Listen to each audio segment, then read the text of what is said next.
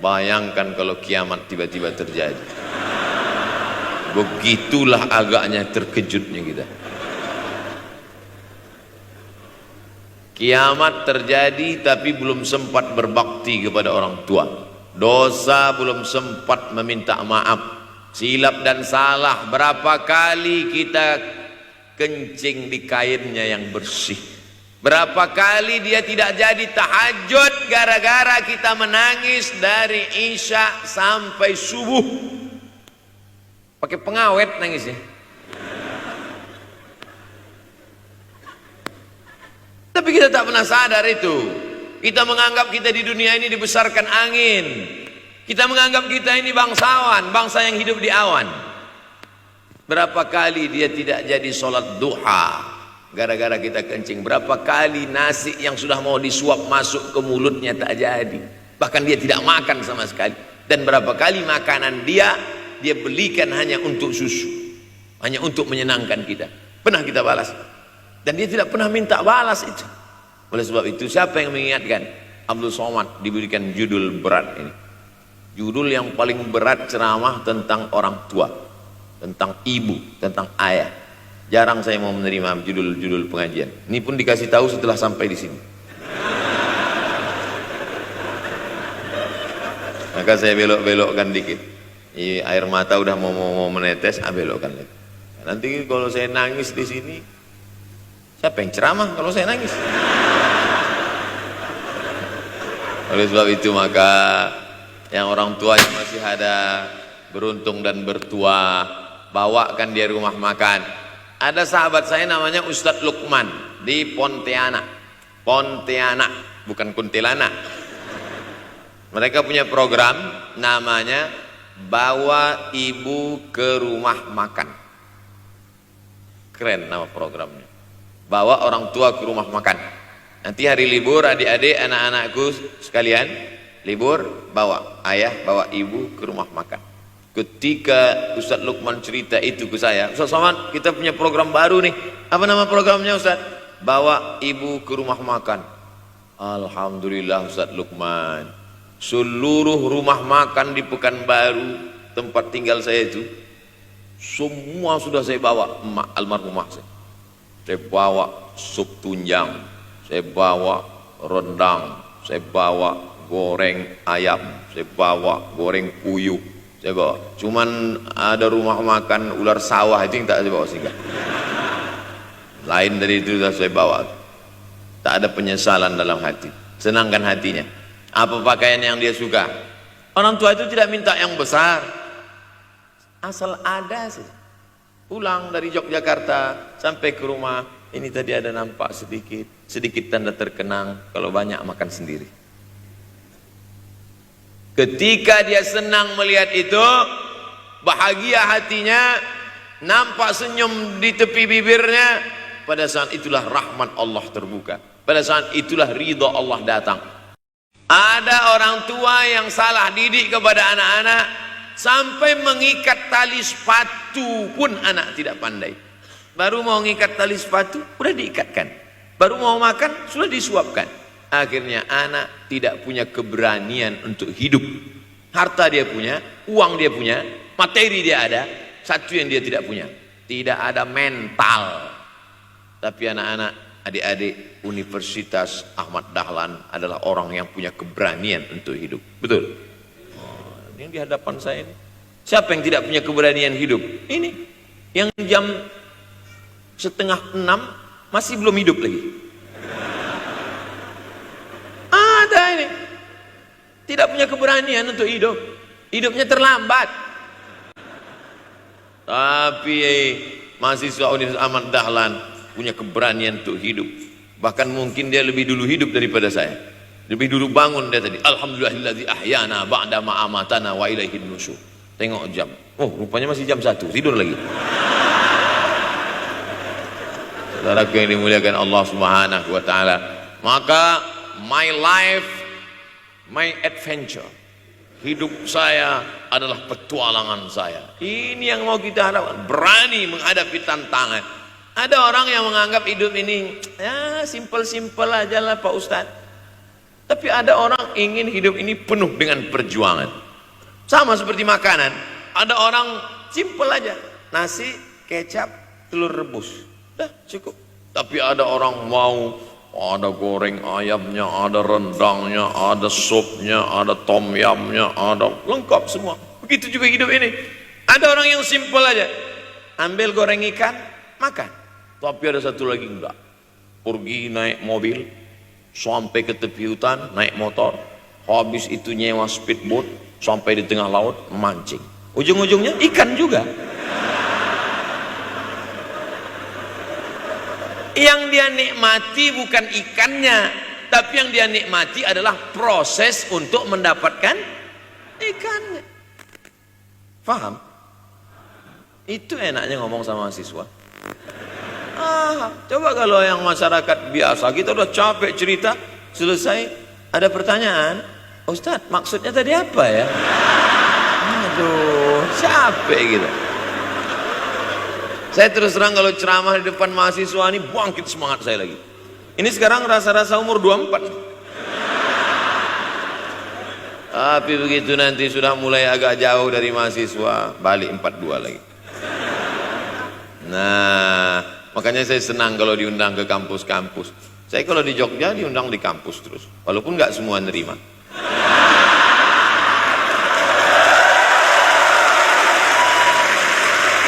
Saudara yang dimuliakan Allah Subhanahu wa taala, maka kita harus sering-sering bersama. Apa ini takbir? Takbir itu ngusir. Jadi banyak juga anak-anak ini tidak sayang karena salah didik. Disangka sayang itu dengan ngasih motor, disangka sayang itu dengan ngasih gadget, disangka sayang itu dengan ngasih transfer uang yang berlebihan. Belum tentu sayang. Dulu ada insinyur arsitek yang membangun salah satu rumah keluarga saya, kuliahnya di Jogja. Cerita dia, dulu saya kuliah di Jogja, Ustadz Abdul Somad, insinyur. Terus teman kami sakit di kos-kosan, kami bingung mau nelpon siapa. Akhirnya datang mobil mewah, parkir polisi, tentara, ramai. Barulah kami tahu rupanya dia anak menteri. Jadi sayang orang tua itu bukan mesti dibelikannya apartemen, dibelikannya mobil, belum tentu. Boleh jadi itu justru menjerumuskan anak. Diberikan apartemen, diberikan mobil mewah. Habis 2 bulan kena virus HIV AIDS. Tapi kalau dibuatnya kita jauh, saya yakin adik-adik kuliah di Universitas Ahmad Dahlan, ada yang dari timur Indonesia, ada yang dari Sumatera, lalu kemudian di tengah kesendirian, belum makan, uang kos belum bayar, transfer macet, datang setan berbisik, hei sebetulnya kau anak yatim piatu yang dibuang. Bukan, orang tuamu bukan tidak sayang, dia hanya sedang ingin mendidik supaya engkau menjadi anak yang mandiri. Maka nanti kalau sedang duduk termenung gitu, tiba-tiba datang bisikan, pergilah cari jembatan, terjunlah. Maka saat itu katakan dalam hatimu, lawan, hei setan. Orang tuaku sayang kepadaku, dia hanya ingin supaya aku mandiri. Datang seorang laki-laki mengadu kepada Nabi Muhammad SAW. Ya Rasulullah, ini bapak saya ini kurang ajar sekali. Bapaknya kurang ajar? Ambilnya harta saya ya Rasulullah. Gimana ini ya Rasulullah? Apa kata Rasulullah SAW? Anta wa maluka li abik. Anta sampai ke tempat kita jadi ente. Anta wa maluka, ente, harta ente, li abik, punya bapakmu. Jangankan hartamu yang di rumah itu, dirimu pun punya bapakmu. Nabi membela, seolah-olah Nabi berkata, apa yang diambil itu belum ada apa-apanya dibandingkan melepuh kulitnya untuk memberikan engkau sesuap makanan yang halalan thayyibah. Orang yang durhaka pada orang tuanya, insya Allah anaknya juga akan durhaka kepada dia. Oleh sebab itu maka jangan pernah durhaka. Kalau sempat durhaka lalu kemudian meninggal dunia dia, Pak Ustadz, sudah meninggal pun tetap masih bisa berbakti. Pertama dengan doa, kedua dengan sodakoh. Kalau kebetulan rezeki banyak sodakoh. Kalau tidak ada rezeki melimpah, doa. Bangun malam, Rabbi firli wali walidayya warhamhuma kama Rabbi firli, ya Tuhanku ampunkan aku, wali walidayya, ibu dan ayahku, warhamhuma, sayangi mereka berdua, kama, sebagaimana rabbayani shaghira, sebagaimana mereka mendidik aku. Coba kita lihat susunan kalimatnya, seperti ada kekeliruan kalimat. Na'udzubillah, mana mungkin kalimat Allah keliru. Allah ingin menegur kita, sayangi mereka sebagaimana mereka mendidik aku. Mestinya kalimatnya kan tidak begitu, sayangi mereka sebagaimana mereka menyayangi aku. Tapi ternyata sayang belum tentu mendidik, tapi mendidik pasti sayang, karena bunyi kalimatnya sebagaimana mereka mendidik aku. Kalaulah rezeki itu hanya diberikan kepada orang yang bersungguh-sungguh, pergi pagi pulang petang, peras keringat banting tulang, maka tentu yang kaya itu adalah sapi yang membajak dari pagi sampai sore. Kalaulah kekayaan keberhasilan itu diberikan yang paling pandai memanjat, maka tentu yang kaya itu monyet. Tapi Allah berikan kepada siapa? Yang dia ridhai. Dan penyebab ridha Allah itu adalah karena orang tua yang senang hatinya. Yang sempat durhaka, tidak sempat minta maaf, meninggal dunia dia sudah, apa boleh buat? Kau sudah booking seat di neraka. Yang sudah sempat durhaka, tidak sempat minta maaf, meninggal dunia gara-gara dia pecandu narkoba, pemabuk, pezina, mati. Orang tua dalam keadaan susah. Berapa kali saya ketemu ibu-ibu selesai pengajian, pergi saya ke tempat parkir, ibu tua 70 tahun menangis. Ibu nangis kenapa bu? Anak saya Pak Ustadz. Kenapa dia? Disuruhnya saya jual tanah. Mama jual tanah. Untuk apa mama megang tanah, udah tua aja pun jual. Mestinya anak itu yang menyenangkan hatinya di hari tuanya, bukan malah menyuruh jual tanahnya. Jual tanah supaya dia bisa bangun rumah, jual tanah supaya dia bisa menyekolahkan anak-anaknya. Na'udzubillah. Sudahlah tidak membahagiakan, malah menyusahkan. Ustaz, anak saya nyuruh saya jual tanah saya supaya dia senang, supaya dia dapat duit. Gimana nih Pak Ustaz? Mungkin si ibu berharap saya menjawab, ibu sabar aja ya bu, sabar ya. Ibu salah tanya bu, kalau mau sabar cari ustadz lain, ada spesialis sabar, bukan saya. Begitu dia kasih tahu, anak saya maksa saya jual tanah saya, Pak Ustadz gimana? Mana alamat rumah anaknya? Mana? Saya mau datang. Mana? Anak durhaka, neraka jahanam tempat kau.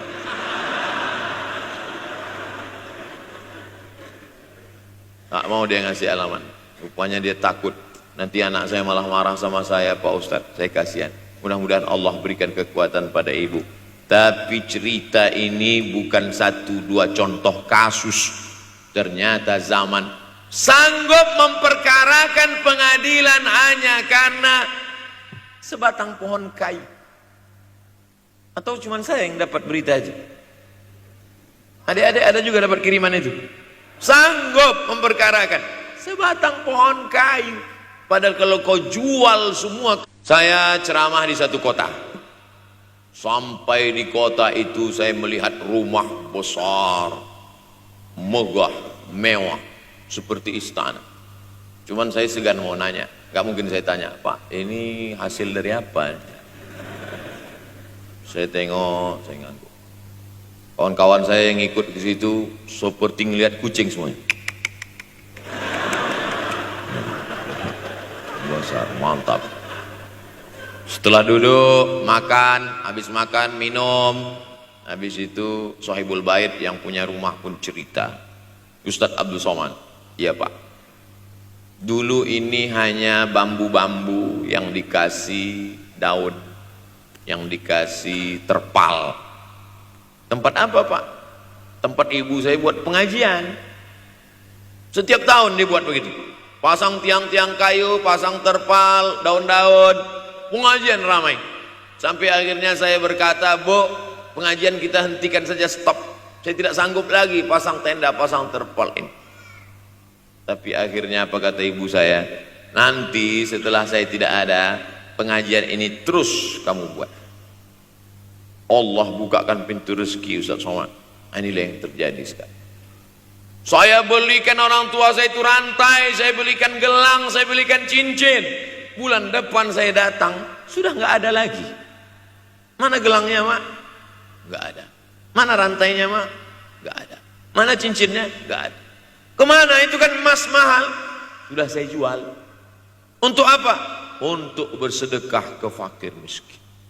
Rupanya gelangnya, rantainya itu habis dia berikan sedekah fakir miskin. Tobatkah si bapak untuk berbakti? Tidak. Bulan depan dia belikan lagi. Sampai akhirnya diberikan Allah balasan melimpah ruah. Ternyata ini rahasia dari keberhasilan hidup. Karena menyenangkan hati orang tua. Saya tak sebut nama, saya tak sebut lokasi. Tapi yang mau berkunjung, nanti saya kasih lokasi tepatnya. Saya kasihkan nanti alamat dari Google. Saya kasih. Supaya melihat secara nyata